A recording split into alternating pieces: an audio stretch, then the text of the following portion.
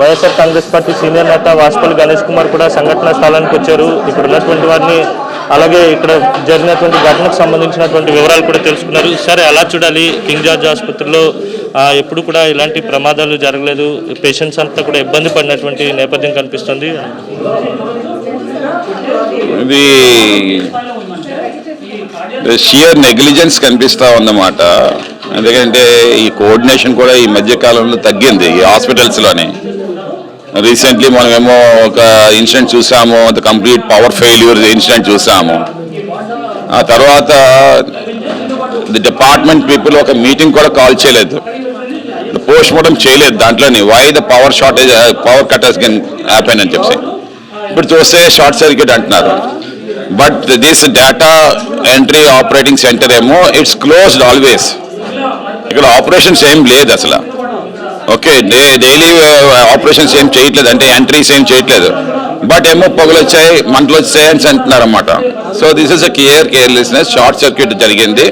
Short circuit జరగడానికి కారణాలు అంటే ఓవర్లోడ్. ఇంత ఓవర్లోడ్ జరిగిందంటే ఇది కేవలం ఏంటంటే నెగ్లిజెన్స్. ఎందుకంటే ఎప్పటికప్పుడు ఇక్కడ ఎలక్ట్రికల్ డిపార్ట్మెంట్ కూడా పెద్ద ఫెయిల్యూర్ అయిపోయింది అన్నమాట. సో నేను చెప్తాను ఏంటంటే కలెక్టర్ గారు దీన్ని ఇమీడియట్గా ఇంటర్వ్యూన్ అయ్యి ఈ should call a meeting with all the departmental people, coordinate చేసుకోవాలి ఇక్కడ ఉండేది.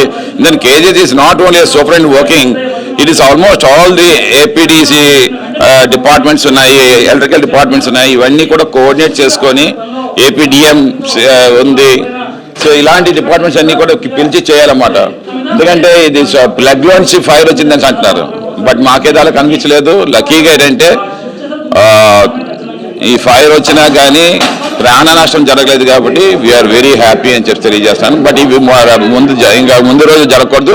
ఆల్రెడీ 2024 ఈ గవర్నమెంట్ వచ్చిన తర్వాత ఐఆర్సీ యూనిట్లో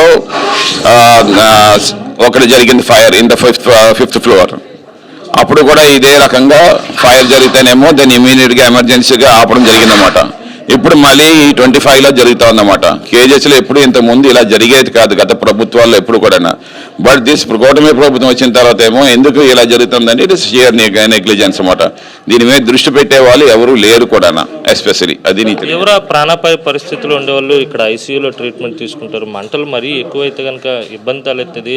మినిమం సేఫ్టీ ప్రికాషన్స్ కూడా ఏమీ లేకనే మంటలను ప్రాథమిక దశలో అదుపులోకి తీసుకురాలేకపోయారు అనేది కూడా నడుస్తుంది. అది వాస్తవం. ఎందుకంటే ఇక్కడ ఉండే కార్డియాలజీ బ్లాక్లోనేమో ఎక్కువగా ఉండే హార్ట్ పేషెంట్స్ వాళ్ళందరూ అంటారు, వాళ్ళకి ఏమాత్రం కానీ ఈ ఆక్సిజన్ సప్లై కానీ ఇమీడియట్గా రాకపోయినా సరే, లేదంటే ఈ కెమికల్ గ్యాసెస్ అన్నీ కూడా వాళ్ళు కానీ ఇన్హేల్ చేసినట్లయితే ఇమీడియట్గా ఊపిరాడకుండా చనిపోయే ప్రమాదాలు కూడా ఉన్నాయన్నమాట. ఇది వాస్తవం ఇది.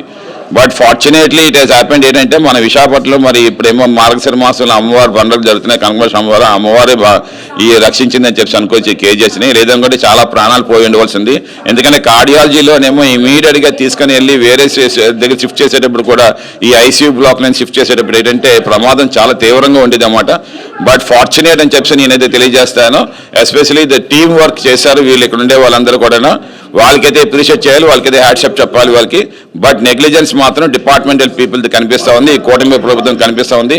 మంత్లీ రివ్యూస్ ఎక్కడ కూడా జరగట్లేదు ఈ కేజీహెచ్లో అని ఎప్పటికప్పుడు. ఎందుకంటే నేనే చెప్తా ఉన్నాను, after the complete power cut off అయిపోయిన తర్వాత కేజీహెచ్ అంతా డార్క్నెస్లోకి వెళ్ళిపోయిన తర్వాత వెరీ నెక్స్ట్ డే ఏంటి ఎందుకు ఇలా జరిగిందనేది కలెక్టర్ గారు ఒక్క రివ్యూ కండక్ట్ చేయలేదు, ఒక్క ప్రెస్ నోట్ కూడా రిలీజ్ చేయలేదు అన్నమాట.